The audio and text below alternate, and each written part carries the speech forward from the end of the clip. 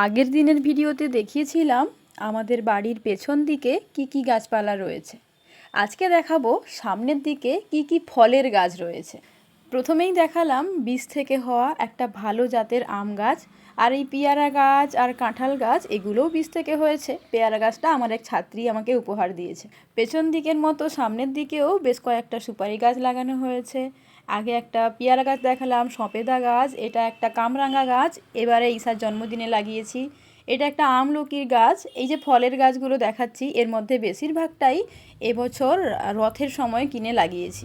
এদিকে একটা কলম করা লিচুর গাছ রয়েছে। আর জানেন, শুনেছি আমাদের এই বাস্তুতে নাকি আম গাছ ভালো বাঁচে না, আর বাঁচলেও তাতে ফল হয় না। তাই তো আমি এখানে এসে অনেক অনেক আম গাছ লাগিয়েছি। একটু আগে যে আম গাছটাকে দেখালাম এটা একটা হিমসাগর আমের গাছ। তারপরে একটা ছোট্ট গাছ দেখালাম, ওটা হচ্ছে একটা 12 মাসি আমের গাছ। এটা একটা কমলা লেবুর গাছ, এটা আরেক ধরনের কমলা লেবু গাছ।